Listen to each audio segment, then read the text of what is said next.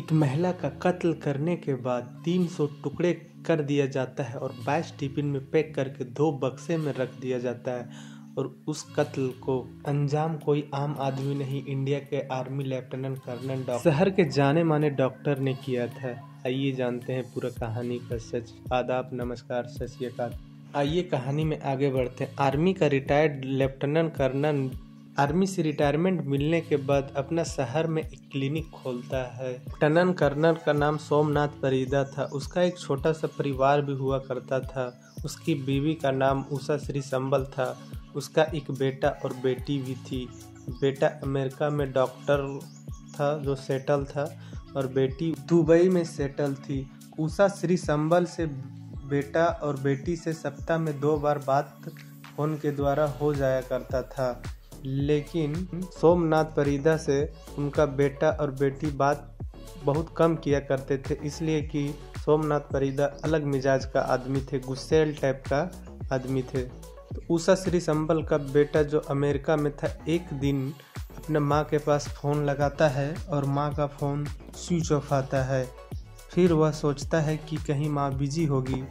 फिर कुछ देर के बाद दोबारा फ़ोन करता है तो फिर माँ का फ़ोन स्विच ऑफ ही आता है। तभी उसका बेटा अपना पापा सोमनाथ परिदा के पास फ़ोन लगाता है और अपना माँ के बारे में पूछता है कि माँ का फ़ोन स्विच ऑफ क्यों आ रहा है, माँ कहाँ है, मुझे उससे बात करना है। सोमनाथ परिदा बोलता है कि माँ दुबई गई हुई है बेटी के पास। फिर उसका बेटा अपना बहन के पास दुबई फ़ोन लगाता है और अपना बहन से पूछता है कि माँ वहाँ गई हुई है क्या। उसकी बहन बोलती है कि माँ यहाँ तो नहीं आई हुई है और बहुत दिन से माँ से बात भी नहीं हो पाई है। उषा श्री संबल का बेटा हैरान परेशान हो जाता है और फिर से पापा के पास फ़ोन लगाता है और पूछता है कि माँ तो दुबई नहीं गई है। तो फिर सोमनाथ परिदा अपने बेटे को फ़ोन पर गुस्से से बात करने लगते हैं, बोलते हैं कि माँ दुबई ही गई हुई है और फ़ोन काट देते हैं। फिर काफ़ी परेशान हो जाता है और अपने मामा के पास फ़ोन लगाता है और बोलता है कि घर पे जाके देखिए कि माँ कहाँ है, उससे बात नहीं हो पा रहा है। तो फिर उसका मामा अपनी एक छोटी बहन को साथ में लेकर उषा श्री संबल के घर आ जाते हैं। आने के बाद बाहर से देखा जाता है कि दरवाज़ा बंद है, लेकिन जो लॉक किया हुआ था वो दरवाज़ा वो अंदर से किया हुआ था। तभी उसके मामा आवाज़ लगाते हैं जीजू जीजू करके। अंदर से सोमनाथ परिदा या फिर उषा श्री संबल का कोई आवाज़ नहीं आता।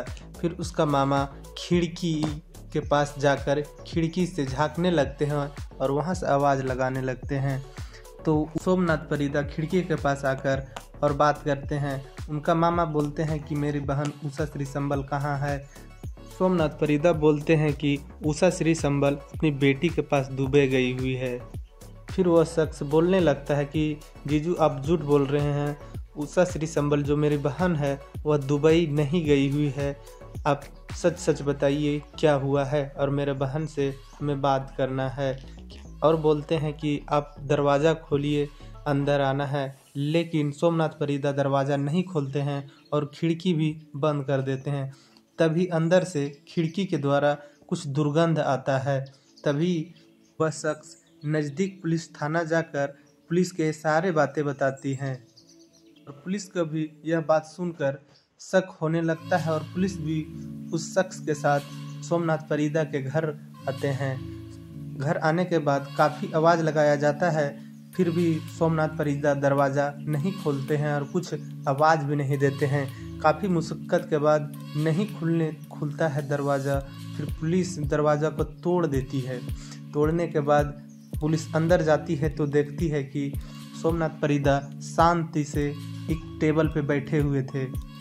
तभी पुलिस सोमनाथ परिदा से कुछ बात करना चाहती है, लेकिन सोमनाथ परिदा चुपचाप बैठे हुए थे, कुछ बोल ही नहीं रहे थे। तभी पुलिस घर का तलाशी लेने लगती है कि उषा श्री संबल शायद कहीं हो। तलाशी लेने के दौरान पुलिस के एक कमरे में 2 बक्सा दिखाई देता है। पुलिस सोचती है कि सोमनाथ परिदा पहले आर्मी में थे तो उसी आर्मी के कुछ आधे को इस बक्से में सिजा कर रखे होंगे। तभी पुलिस उस बक्से के और आगे बढ़ती है और उस बक्से को खोल कर देखती है। 2 बक्से में टोटल 22 टिफिन था।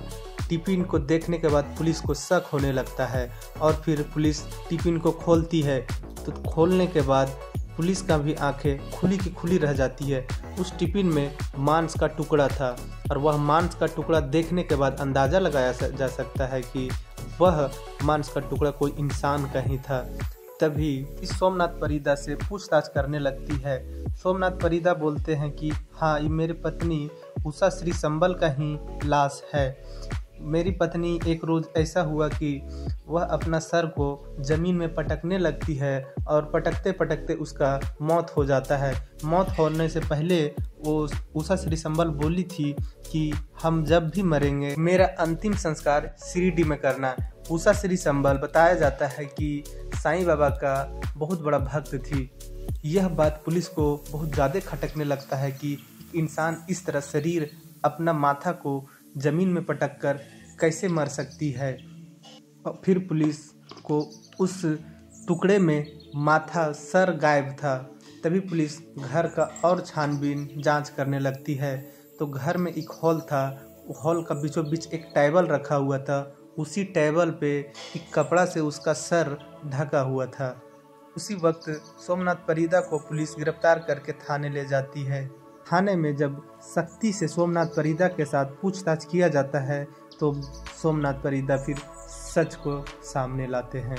सोमनाथ परिदा बताते हैं कि आए दिन मेरी बीवी के पास मेरे झगड़ा होते रहता था और झगड़ा एक दिन इतना ज़्यादा बढ़ गया कि पास में रखा हुआ स्टील का टॉर्च लेकर उसके सर पे मार दिए। फिर उषा श्री संबल वहीं बेहोश हो जाती है और मेरा गुस्सा इतना में ही शांत नहीं होता। उसके बाद उसका गला दबाकर उसको जान से मार देते हैं। और पुलिस पूछताछ करती है तो पता चलता है कि वह कुछ ऐसा केमिकल का इस्तेमाल कर रहे थे जिससे दुर्गंध नहीं आ रहा था।